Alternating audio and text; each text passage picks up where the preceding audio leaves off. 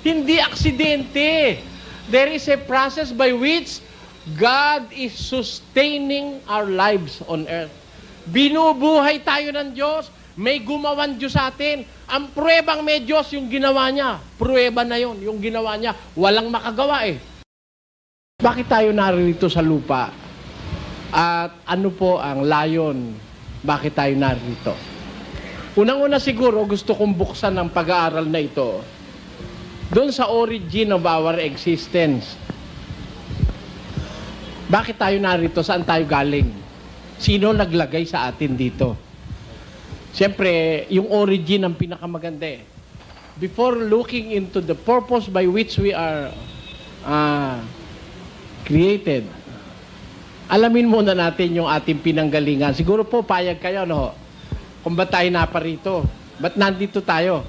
Tayo ba naparito sa gusto ng ating sarili? O may naglagay sa ating iba? O tayo'y sumingaw? Tayo raw galing doon sa mga one-celled plants and animals. Nag-develop daw ito sa mga isda.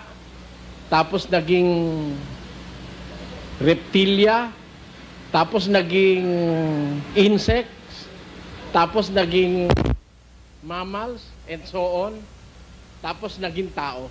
Lumalabas po sa theory of evolution ay ang pagiging tao natin is accidental. More of an accident than an intent. Kasi iba po yung intent kesa sa accident. Kasi pag sinabi nating intent, originally merong intensyon. Yun na ma-accident, eh hindi intensyon. Naging resulta lang ng pangyayari yung accident. Di umano, ang tao ay nanggaling sa unggoy. Sa kanya pong theory na itinuturo sa ating mga eskwela hanggang sa ating panahon, lumalabas ang tao, nag-develop, hindi tayo talagang nilikha ng Diyos na tao, kundi tayo na-develop mula sa mga maliliit na single-celled plants and animals.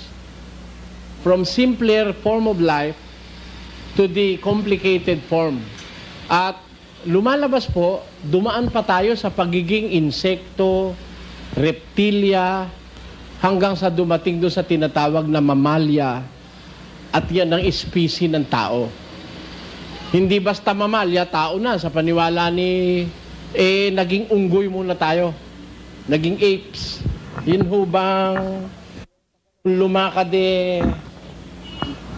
yung pagganon, apat ang paa.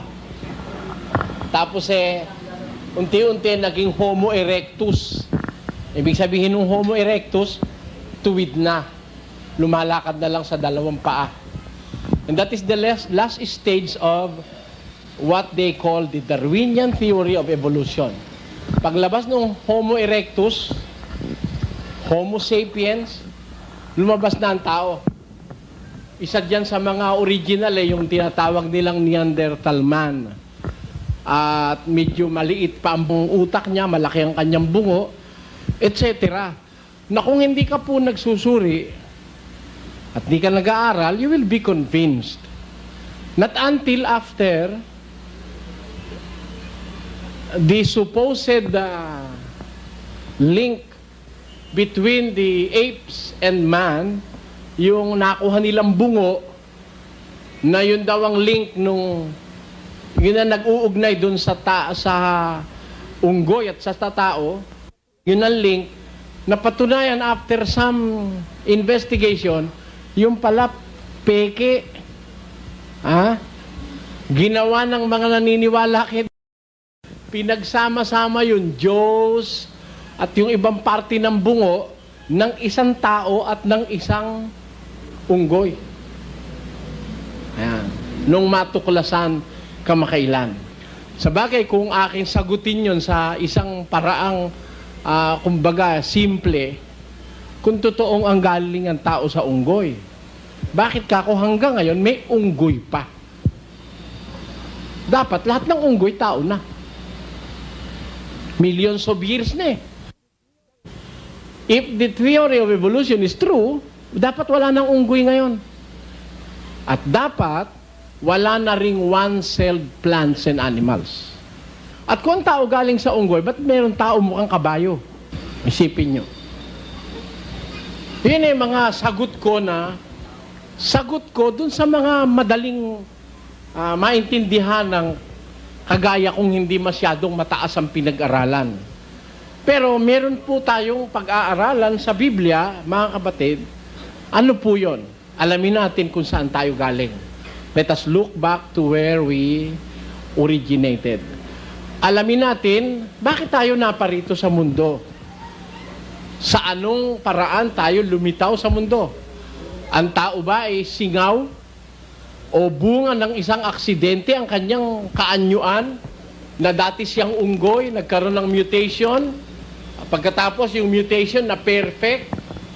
Kasi ako po hindi ako naniniwala dun sa sinasabi nila na theory na perfect ang tao.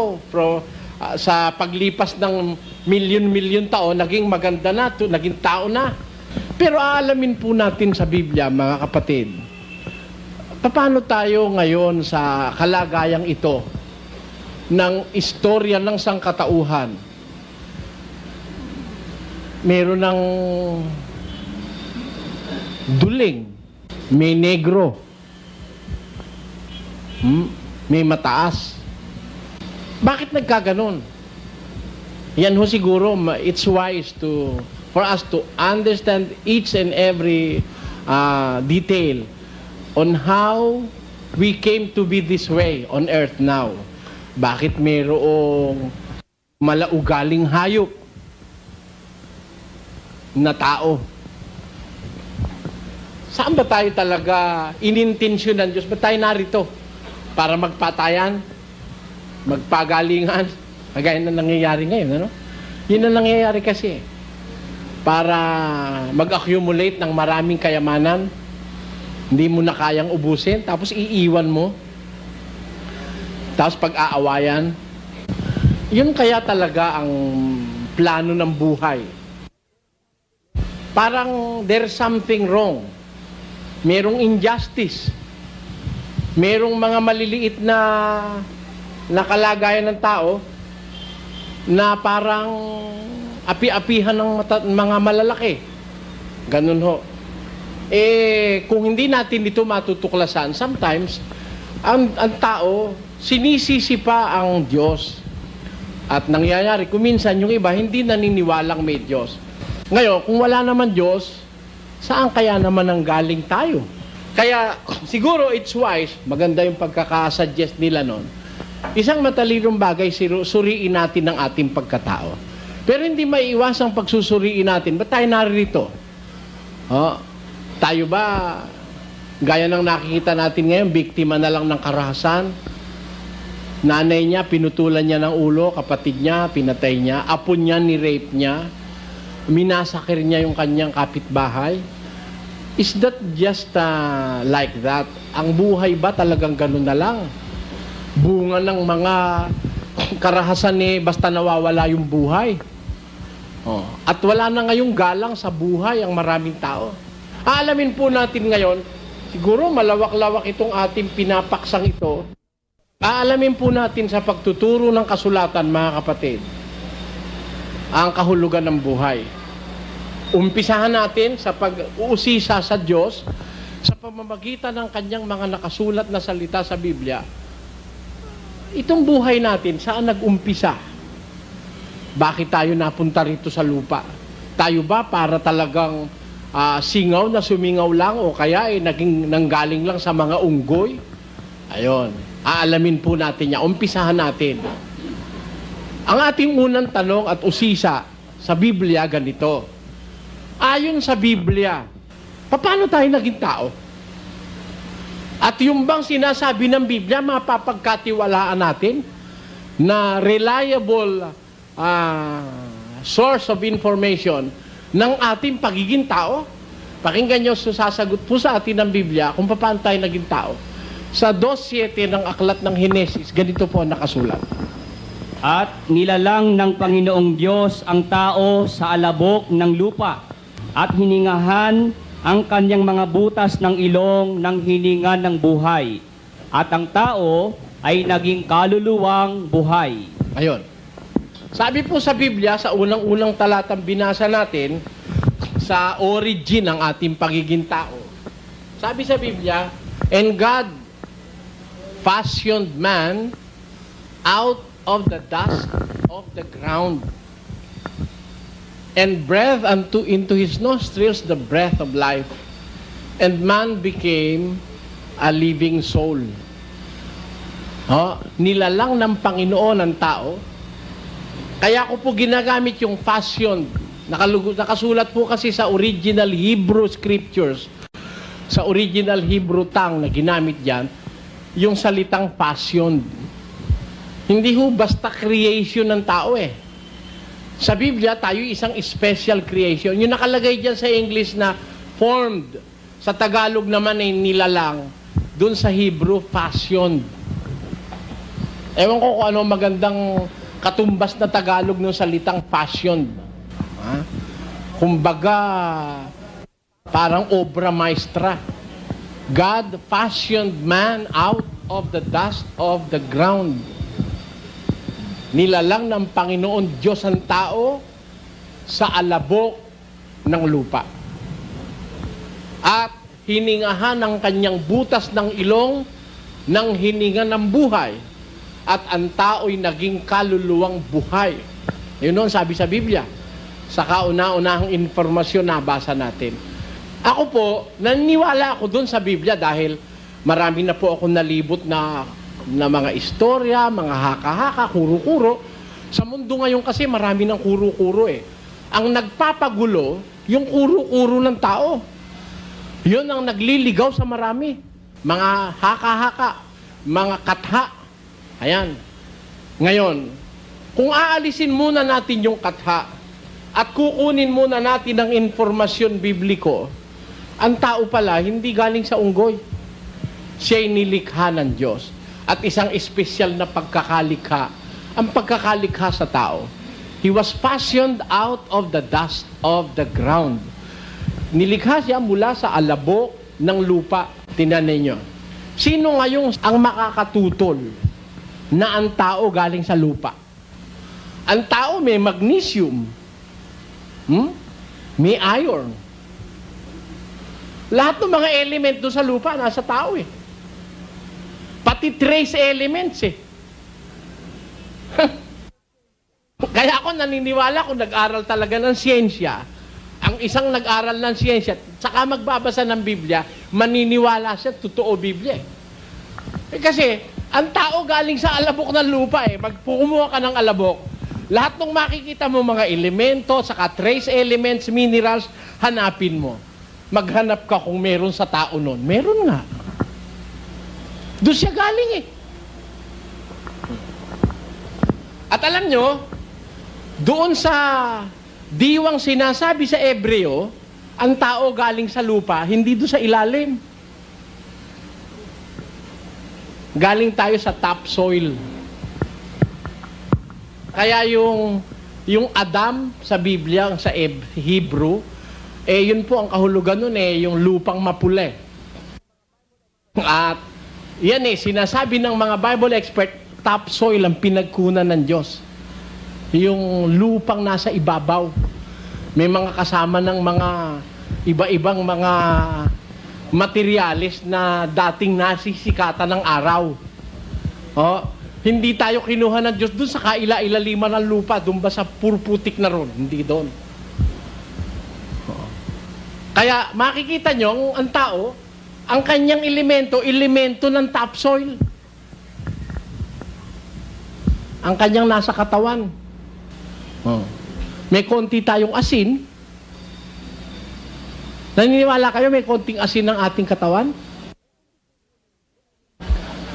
Kung doon sa ilalim kukunin, may asin ba ron?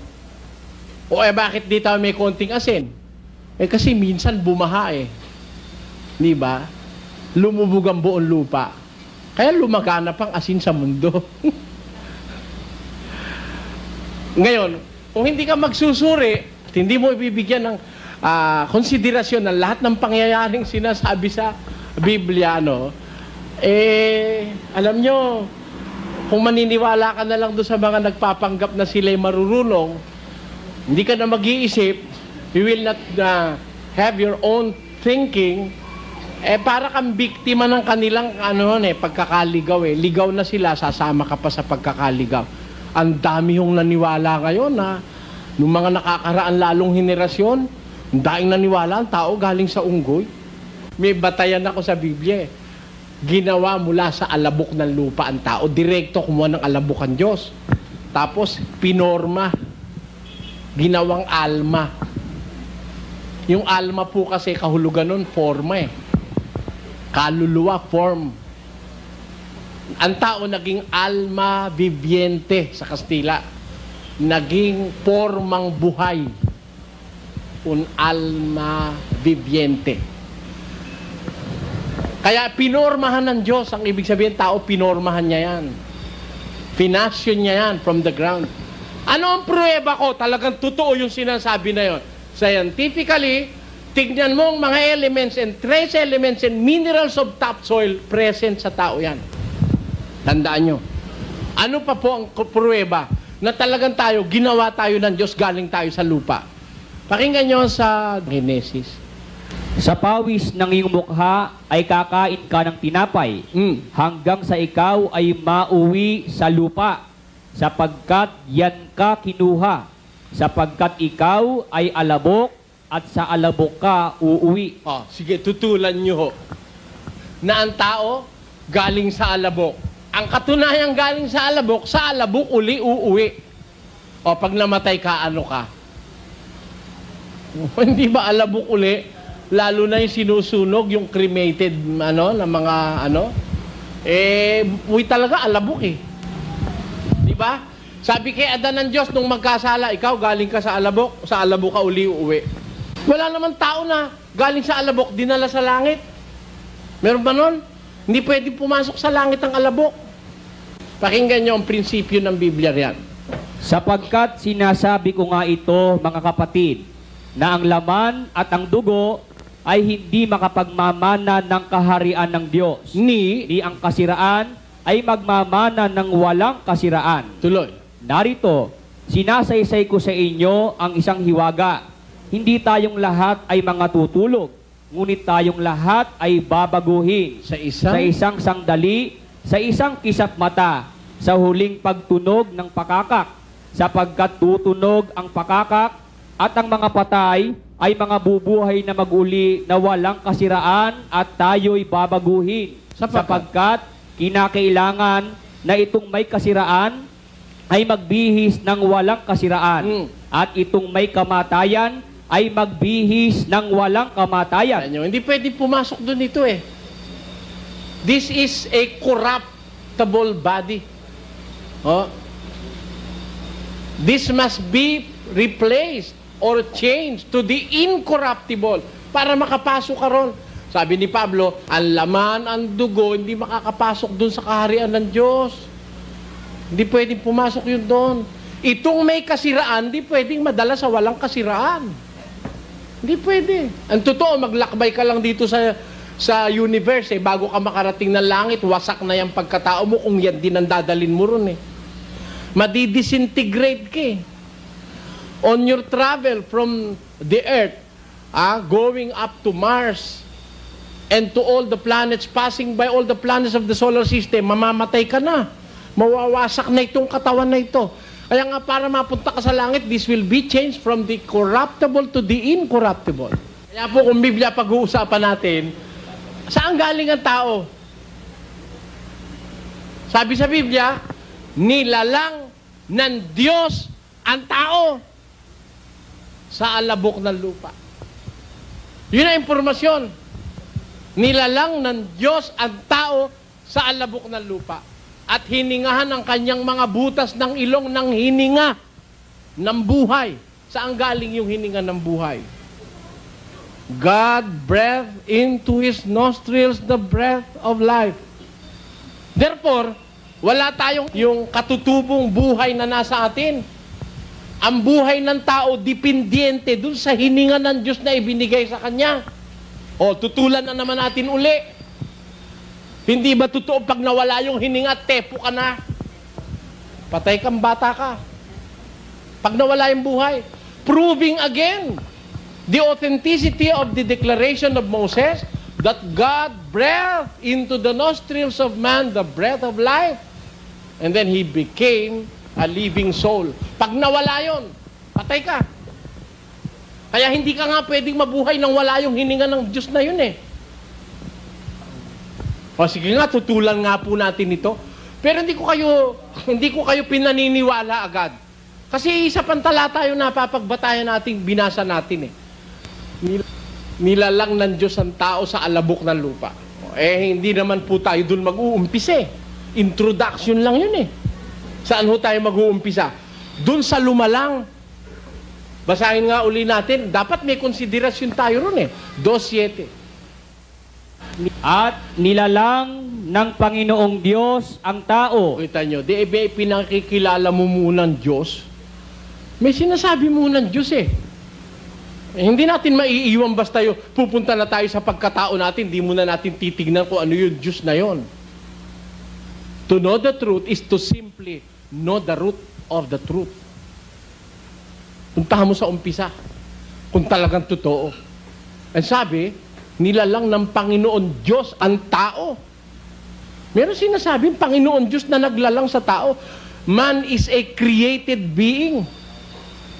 Created. Nilalang ng Diyos ang tao. Oh. Puntahan natin sa Henesis ngayon 1:1 kung talagang ang merong ganon. Nang pasimula ay nilikha ng Diyos ang mga langit at ang lupa. Ayan, dito, Diyos na naman uli, oh. Kaya we can't help but turn our heads, look at our back, tignan natin, saan ba tayo galing? Eh sabi ng Biblia, galing tayo sa alabok, nilalang tayo ng Diyos. Meron palang Diyos na may kinalamnan sa paglitaw natin. Hindi naman basta yung alabok ay tumindig mag-isa. Ha? At pagkatapos ay nagsasayaw dun sa halaman na ng init, tapos na. Hindi ganon. May sinasabi sa Biblia na ang Diyos ang gumawa sa tao mula sa alabok ng lupa. At hindi basta alabok, kundi hiningahan niya from something from Him. Isang bagay na galing sa Kanya, hindi galing sa alabok, yung hininga. Kaya naging taong buhay, kaluluwang buhay. Ano gagawin natin? Well, let us turn back. May sinasabi kasing Diyos na lumikha sa atin eh. How do we prove? O how can we prove na tayo nga nilikha ng Diyos? Eh kung ito lang ang batayan, baka hindi pa maniwala iba, baka ito lang katawan natin, itong ating pagkatao, baka hindi maniwala silang may Diyos nga lumikha sa atin eh. Ngayon, bago natin pag-aralan yung ating pagkatao, balikan natin yung Diyos na gumawa. Tapos talungin natin siya mamaya, Diyos, ba't mo ba kami ginawa? Yan ang umpisa natin. Pero bago tayo mag-umpisa sa atin, yung sinasabi ng Bibliang pinanggalingan natin, doon tayo bumalik, nilikha pala tayo ng Diyos. Alamin natin. May Diyos ba? At sino yon? Yung ban Diyos na yun kahit saan nandun? Sabi nyo iba, kahit saan daw nandun yun eh. Oh, God is everywhere eh. Pati sa unabat, nandun yun. Sa kulungan ng baboy, nandun din yun. Kasi bawat bagay na makikita mo, lunan eh. Lunan, lugar, dako. If God is everywhere, He must be inside your stomach. Kahit pala saan, nandun ang Diyos, ba't pumupunta ka pa sa simbahan? Para magdasal o magsimba. Kahit pala saan, nandun ang Diyos. O, alamin natin ngayon. Meron ba talagang Diyos na gumawa sa tao para maniwala tayong ginawa nga tayo ng Diyos? Alamin muna natin, may Diyos ba talaga? Pakinggan nyo sa Roma. Sapagkat ang nakikilala tungkol sa Diyos ay hayag sa kanila. Sapagkat ito'y ipinahayag ng Diyos sa kanila. Sapagkat ang mga bagay niyang hindi nakikita, buhat pa ng lalangin, ang sanglibutan ay nakikitang maliwanag. Tingnan ninyo merong mga bagay ng Diyos na hindi nakikita. Halimbawa, yung kanyang kapangyarihan, nakikita ba yon? Hindi. Espiritu kasi yung Diyos eh. Oh. He is an invisible being. Pero, yun ay kang mga bagay niyang hindi nakikita, buhat pa ng lalangin ng sanlibutan, maliwanag ng nakikita. Alin yung mga bagay niyang hindi nakikita?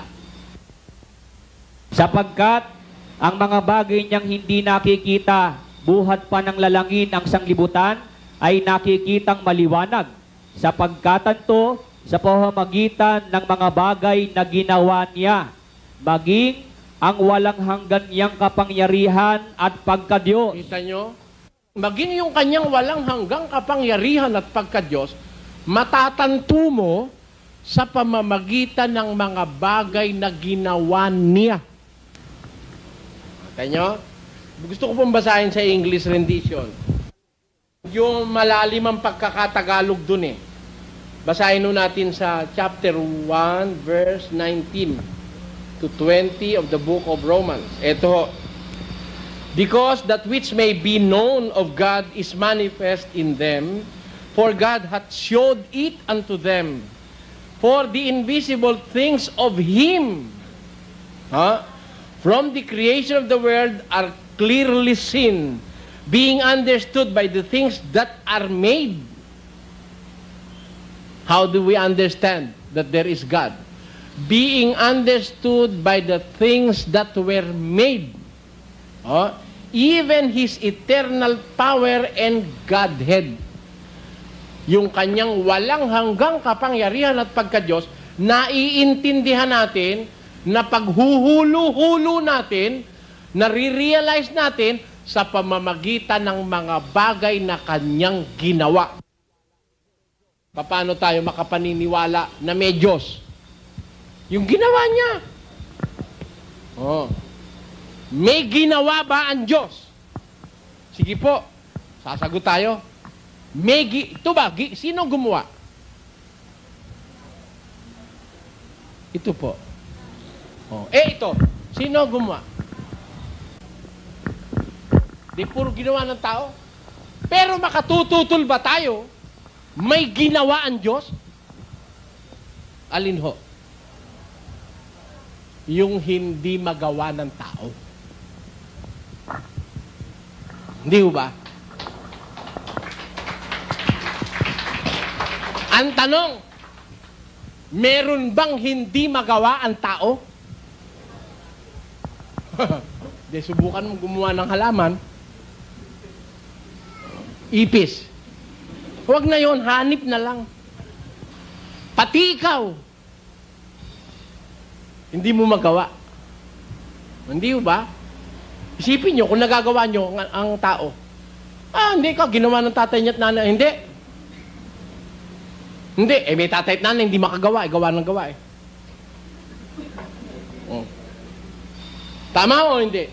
At kung ginawa ka ng tatay mo at nanay mo, bakit pag maikse paa mo, hindi mo paduktungan sa tatay mo at nanay mo? Kung talaga sila gumawa. Bakit ang gusto nila yung lalaki ang lumabas eh, bakla? Yun. That simply explains something. That there is a supernatural being na may gawa ng hindi natin magagawa.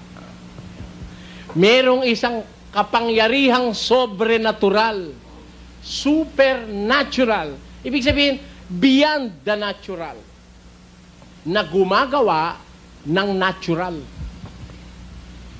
at sobrenatural. Sabi ni San Pablo, ang kanyang walang hanggang kapangyarihan at pagka-Diyos natatanto sa pamamagitan ng mga bagay na ginawa niya. Meron pa po ba tayong pruweba na magpapatunay na meron talagang gumawan Diyos? Pakinggan nyo sa 19 ng awit, versikulo 1 hanggang 3. Ang kalangitan ay nagpapahayag ng kaluwalhatian ng Diyos at ipinakikilala ng kalawakan ang gawa ng kaniyang kamay. Kita nyo, ang kalangitan nagpapakilala ng kaluwalhatian ng Diyos.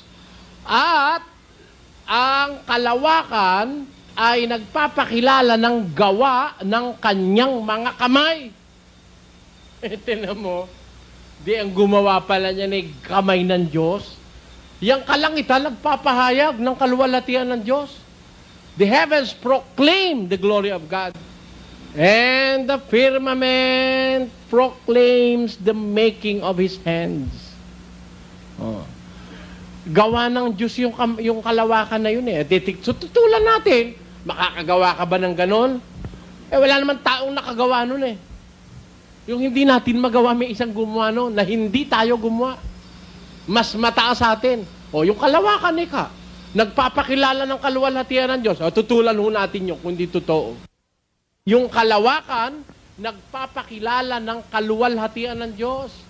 The heavens proclaim the glory of God.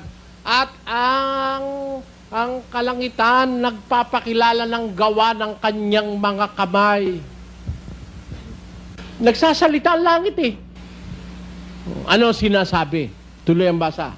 Sa araw-araw ay nagbabadya ng pananalita. Oh. At sa gabi-gabi ay nagpapakilala ng kaalaman. O kita nyo, araw-araw, nagpapakilala ng pananalita. Gabi-gabi, yung kalawakan na yan, nagpapaalam ng kaalaman. O, hindi ba totoo? O, mag-isip tayo. Pag umaraw, ano ibig sabihin?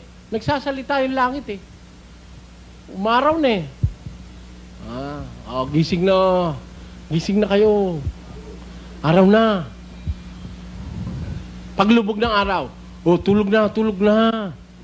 May ibig kasi sabihin eh, pag dumilim, pag lumiwanag, may nagpadilim, may nagpaliwanag, at may karunungang ibinabadya. Ano yun? Magpapahinga ka na, pag dilim na. Pag sikat na araw, babangon ka na, tatrabaho ka na. Huwag na paligid mo, ito na lang, huwag ka nang umalis pala. Ito.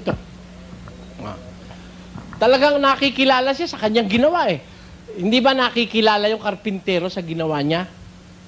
Kung karpintero gumawa ng lamesa, tagilid, tagilid din ang pagkakarpintero nun.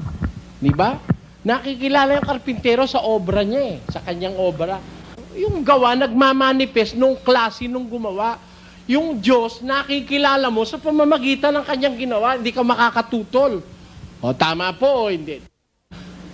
Sasabihin mo ba, ang tao sumingaw lang o kaya aksidente lang ang pagkapunta rito sa mundo? May gumawa eh, may Diyos eh. Yung pagkatao mo, nagpapatunay may Diyos nga. O, mag-aral ka lang. May buhok. O, bakit? Bakit dito may buhok? Pambawas sa friction yun, sa friction. Di ba? Para wag magka-friction, magsusugat yun pag wala yun. Di ba? Dito, bakit meron? Kasi pag pinawisan ka, di dire-diretso yun doon, kung wala yun. Kaya ito nga nagpapaganon eh, oh. Di diretso yung mahapdi. At saka pag inalis mo yan, mukhang multo, labas mo. Maraming gamit. Kilay pa lang eh, maraming gamit yan eh. Bakit yung ating ilong may balahibo rin? Pansala yun. Biro mo nagkakatam yung karpintero. Yung pinagkataman inano ng hangin, nilipad. Kung wala yung buhok maliliit doon, dire-diretso sa baga yun, yung kusot. Di ba? Lagyan ng Diyos yun ng mga balahibo ron. Pansala. Tapos mayroon nakahanda ritong nasal cavity na tinatawag. Para lahat ng dumi, pag nakalagpas doon sa balahibo, doon maiipon. Para ngayon, pag naipon doon yon, hindi tutuloy sa baga. Kasi ho yun, malagkit yun eh. Lahat ng mapuntang alikabok, pagdating doon sa may nasal cavity, hihigupin ng lagkit doon. Pag marami na yon at sisipunin ka. Lalabas ngayon yun. Yung duming na higup mo. Mo? Yung ba, aksidente, ganon? Ano po ibig kong sabihin? Ang tao ginawa ng Diyos, sabi ng impormasyon ng Biblia, talaga bang may Diyos na gumawa? Yung ginawa niya, nagpapatunay na may Diyos. Sabi ko. Makakakita ka ng karunungan doon sa ginawa niya. Maiintindihan mong may Diyos sa pamamagitan ng kanyang ginawa. At ang makakatulong sa'yo para mag-isip, ang kalangitan nagpapakilala ng kaluwalhatian ng Diyos. at ang kalawakan ay nagpapakilala ng gawa ng kanyang mga kamay. Araw-araw ay nagbabadya ng mga pananalita, sa gabi-gabi nagpapakilala ng karunungan. O, tanyo, yun lang araw-araw at gabi-gabing lumilipas eh. Nagpapakilala ng karunungan eh. O kaya tinanin nyo yung mga matatalinong tao nag-iisip nung araw. Naisip nila, kung nag-iisip sila, no, naisip nila, bakit yung bituin na yun, nung isang buwan, nandun yun. Ba't ngayon nandun? Naisip nila, siguro kumikilos yung bituin. Hindi nila. Una, alam nila yung bituin na kumikilos eh. Kaaral, aba, hindi pala yung bituin na kumikilos. Yung mundo pala. Ngayon, kaaral, natuklasan nila, hindi pala mundo lang at bituin ang kumikilos, lahat pala yung kumikilos. Kasi kung mag-aaral ka, nagpapakilala ng kaalaman, sabi ng Biblia eh. O, di ba? Noong una, sabi nila, ayan yung araw, nasa kalagitnaan na ng langit, ang araw kumikilos. Di ang paniwala ng araw ng tao, ang araw ang kumikilos. Eh, nung matuklasan na hindi pala yung araw ang kumikilos, ang mundo pala umiikot. Kaya unti-unti yung araw, nandito kanina mamaya, ando na. Dahil umiikot yung mundo. Kaya mag-aaral ka lang ng nangyayari sa kalawakan, maniniwala ka na nagpapakilala ng karunungan araw-araw, gabi-gabi.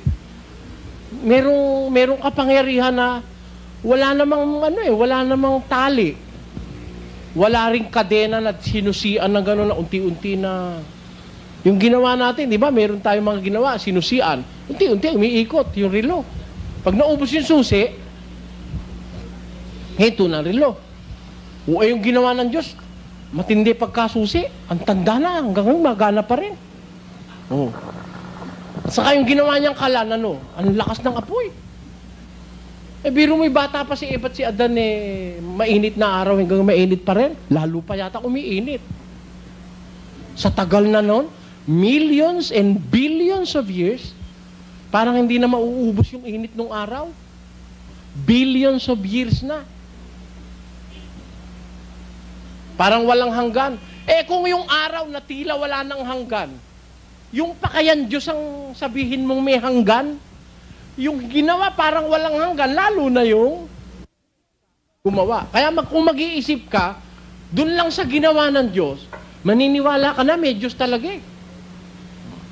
Kung mag-iisip ka, you will come to the conclusion na may Diyos at kaya ka nasa mundo, ginawa ka niya. Maiintindihan mo. Mag-aral ka lang. Magmasid ka. Ako po, ganun ako, palamasid ako eh. Sabi nga ng Biblia, basahin natin sa Lucas. Utos yung magmasid eh. Pag hindi ka magmamasid, di ka matututo eh. Pero magmasid ka, huwag kang kikibo. Magmasid ka lang, marami kang matututunan sa mundo. Basa. At sinabi niya sa kanila, mangagmasid kayo, at kayo mangag-ingat sa lahat ng kasakiman. Oh, magmasid kayo, sabi ng Diyos.